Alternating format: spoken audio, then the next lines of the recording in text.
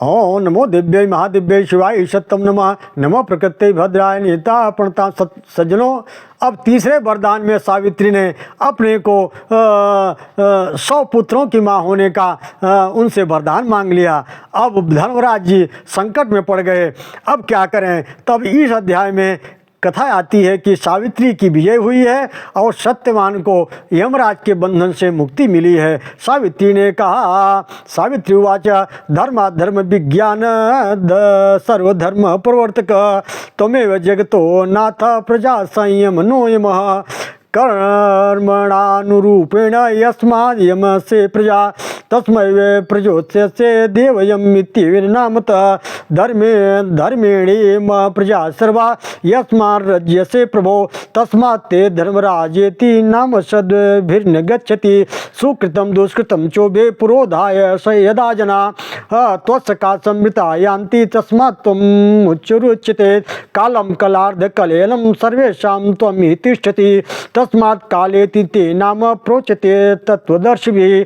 सावित्री ने कहा, धर्म अधर्म विधान को जानने वाले एवं सभी धर्मों को प्रवर्तक आप ही देव हैं। आप ही जगत के स्वामी, प्रजाओं का निर्णयन करने वाले यम हैं। देव, चूंकि आप कर्मों के अनुरूप प्रजाओं का नियमन करते हैं इसलिए यम नाम से पुकारे जाते हैं। प्रभो, चूंकि आप धर्म पूर्वक इस सारी प्रजा को आनंदित करते हैं इसलिए सत्पुरुष आपको धर्मराज नाम से पुकारते हैं। लोग मरने पर अपने सत असत दोनों प्रकार के कर्मों को अपने आगे रख कर आपको समीप जाते हैं इसलिए आप मृत्यु कहलाते हैं। आप सभी प्राणियों के क्षण कला आदि से काल की गणना करते हैं इसलिए तत्वदर्शी लोग आपको काल नाम से पुकारते हैं। महादीप्ति संपन्न, चूंकि आप संसार के सभी चराचर जीव के महान अंतकर्मा हैं इसलिए आप सभी देवताओं द्वारा अंत तक कहे जाते हैं।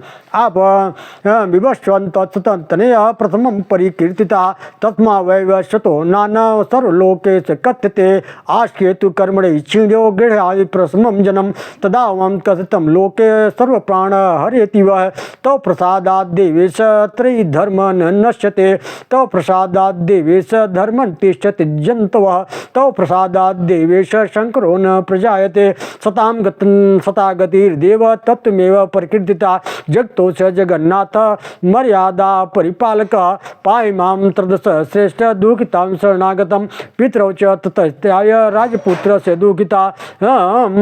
आप विवस्वान के प्रथम पुत्र कहे गए हैं अतः संपूर्ण विश्व में वैवस्वत नाम से कहे जाते हैं। आयुक कर्म क्षीण हो जाने पर आप लोगों को हठात पकड़ लेते हैं। सही के कारण है लोक में सर्व का प्राण हर नाम से कहे जाते हैं। हे देवेश, आपकी कृपा से ऋक या साम और यजु इन तीनों वेदों द्वारा प्रतिपादित धर्म का विनाश नहीं होता। हे देवेश, तव प्रसाद देवेश त्रयी धर्म नश्यति तव प्रसादात् देवेश धर्म तिष्ठति जान्तव तव प्रसादात् देवेश शंकरो न प्रजापते सतां गता गतिर्तेवं त्वमेव परिकीर्तिता जगतो स जगन्नाथ मर्यादा परिपालकः पायमां त्रिदश श्रेष्ठ दुःखितां शरणागतं पितरौ च तथैवास्ते राजपुत्र से दुःखिता। हे देव देवेश, आपकी कृपा से ऋग साम और यजु इन तीनों वेदों द्वारा प्रतिपादित धर्म का विनाश नहीं होता। हे देवेश, आपकी महिमा से सभी प्राणी अपने धर्मों से स्थित रहते हैं। हे देवेश, आपकी कृपा से वर्ण संकर संतति की उत्पन्न नहीं होती। हे देवेश, आप ही सदा सत्पुरुषों की गति बतलाए गए हैं। हे जगन्नाथ, आप इस जगत की मर्यादा का पालन करने वाले हैं। देवताओं में श्रेष्ठ अपनी शरण में आई हुई मुझ दुखिया की रक्षा कीजिए। इस राजपुत्र के माता पिता भी दुखी हैं। तब यमराज ने कहा, यम उवाच सत्य भक्ता धर्मज्ञ मया तुष्टेन सत्यवान तव भारता विमुक्तं च लब्ध कामां प्रजा बले राजं कृत्वा त्वया सार्धं वर्षाणां शतपञ्चकं नाकपृष्ठ मथारूह्य त्रिदशैष रम्यते त्वयि पुत्र शतं चापि सत्यवान् जनयिष्यते ते चापि सर्वे राजन् क्षत्रिया श्रीदशोपमा मुख्यस्तन्मपुत्रेश भविष्यति शाश्वतः पितुश्च ते पुत्रशतं भवति तं मातरि मालभ्यां मालवा नाम शास्त्रां पुत्र पौरुष पोषणे भ्रातस्तेव भविष्यन्ति क्षत्रिया स्त्रीदशोपमा स्त्रोत्रेणानेन धर्मज्ञे कल्पमुत्थान यस्तुमं कीर्तयिष्यन्तश्चापि दीर्घमायुर्भविष्यति।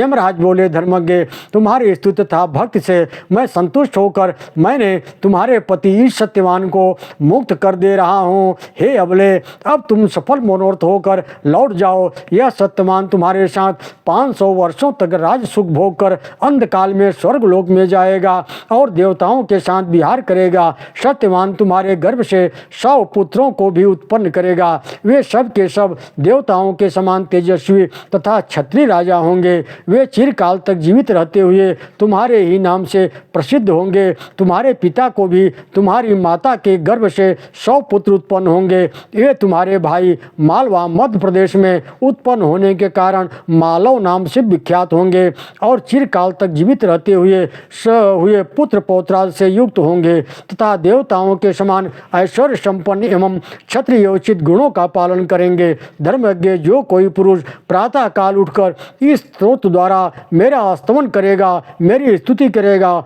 उसकी भी आयु दीर्घ होगी। सत्यवान ने कहा, राजन, सत्य भगवान ने कहा, राजन, इतनी बातें कहकर ऐश्वर्यशाली महात्मा यमराज उस राजपुत्र सत्यवान को छोड़कर काल तथा मृत्यु के साथ वहीं अदृश्य हो गए।